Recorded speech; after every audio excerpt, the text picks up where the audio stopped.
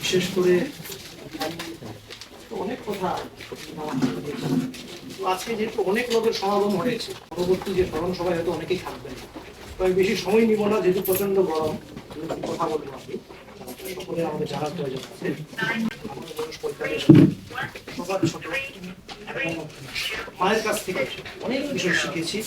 আমাদের বংশের ইতিহাস অনেক মা আমাকে বলেছেন। হয়তো আমি বয়সে ছোট, সবার থেকে আমি বেশি জানি। এতগুলো বিষয় তো এখানে আলোচনা করা যাবে না, সেটা পরবর্তী সময়ে যতটা পারা যায় করব।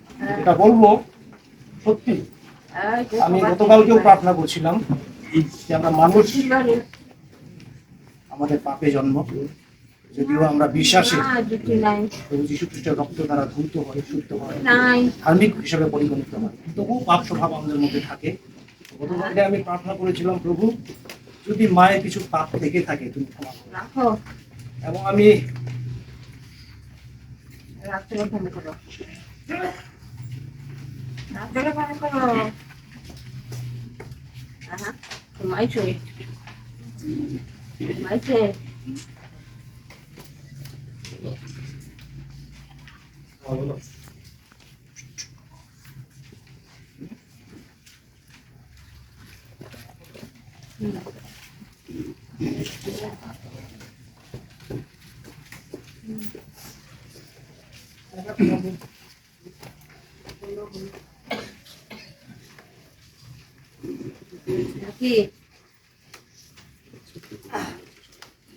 আমি খুব স্ট্রং মানুষ, সহজে আমি কাঁদি না, কিন্তু কিন্তু মায়ের যে এত অবদান সেটা আমাকে বাধ্য করলো কাঁদতে। আমি সহজে কাঁদি না, এত মানে আমি এত হার্টে এত স্ট্রং আমি, কিন্তু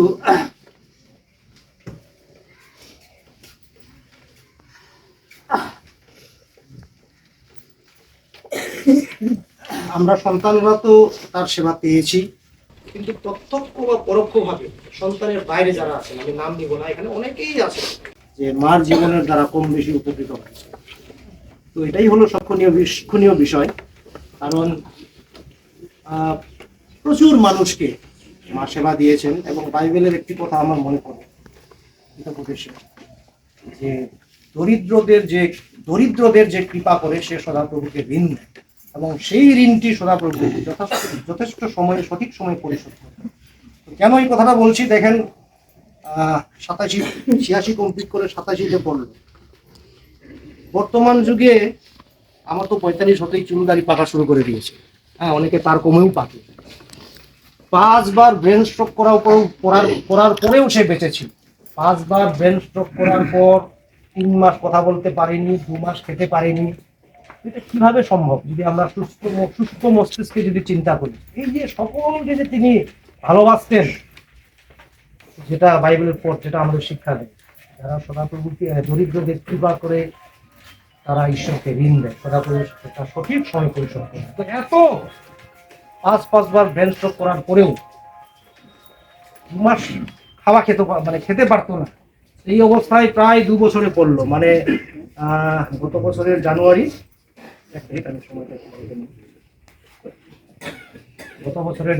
তো জুলাই মাস, মানে 1 বছর 7 মাসে পড়লো।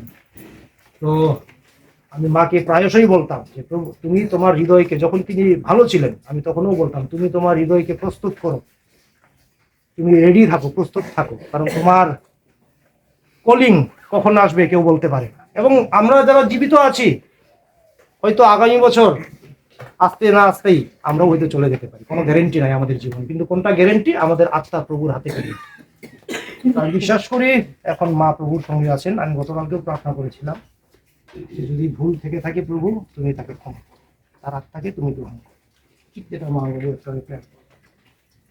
তো অনেক স্মৃতি বলার, খুব সংক্ষেপে আমি এটাই বলছি, তার যে শিক্ষণীয় বিষয় মানব প্রেম, মানুষকে সেবা দেওয়ার একটা গুণ, এটা বিরাট বড় আমাদের কাছে শিক্ষণীয় বিষয়। কারণ আমাদের তো কিছুই ছিল না, মা বাবার পরিশ্রম এবং ঈশ্বরের আশীর্বাদ।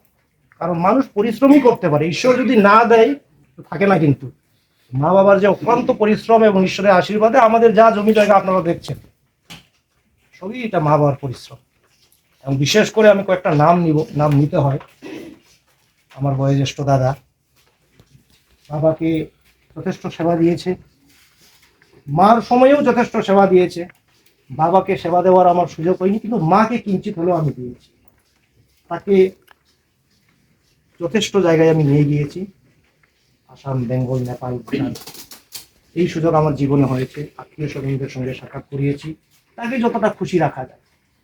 এবং কিছুটা তার নাতি এখন আছেন নাইজেল, তাকেও নিয়ে বা আমি নিজে একা কিছুটা হলেও ডাক্তারদের কাছে গিয়ে এই যে দুর্ঘটনা ঘটার আগে সেবা দেওয়ার সুযোগ পেয়েছি। তো এটা আমি নিজেকে কৃতজ্ঞ মনে করি, এবং প্রত্যেক সন্তানদের এটা কর্তব্য তাদের মা বাবাকে সেবা দেওয়া। এবং তার সঙ্গে সঙ্গে বৌদি, আমার যেহেতু ছোট সন্তান আছে, আমার ওয়াইফ সেরকম সেবা দিতে পারতো না, তার নিজেরও শরীর ভালো না, ওভারওয়েট যেহেতু। তো বৌদি যথেষ্ট সেবা দিয়েছে, তার সঙ্গে দিদি মেজদি স্নেহলতা যথেষ্ট সেবা দিয়েছে, আর কম বেশি হয়তো অনেকেই অল্প স্বল্প সেবা দিয়েছে। সত্যি এটা বিরাট বড়, আমি আশীর্বাদিত নিজেকে মনে করি তার সন্তান হিসেবে জন্মগ্রহণ করাটা। তো আরো বেশি করতে পারবো না। তো পরবর্তী প্রোগ্রাম আপনারা হয়তো অনেকেই হয়তো থাকবেন না, নাও আসতে পারেন, কিন্তু চেষ্টা করবেন। শনিবারে রাখা হয়েছে সময় 2টা, স্মরণ সভা, সেখানে কিছু স্মৃতিচারণা হবে, কিছু ইতিহাসও আমি তুলে ধরবো সেদিনটা। এটাই হলো। এবং কিছু যতটা পারা যায় কিছুটা খাবার, আমাদের সামর্থ্য হিসেবে খাবার ব্যবস্থা রাখবো আগামী শনিবার। আপনারা চেষ্টা করবেন, এবং যারা পাড়া প্রতিবেশী তাদেরকেও একটু, যদি আসতে চাই, যারা আজকে আসতে পারেননি তাদেরকে একটু বলবেন। ধন্যবাদ।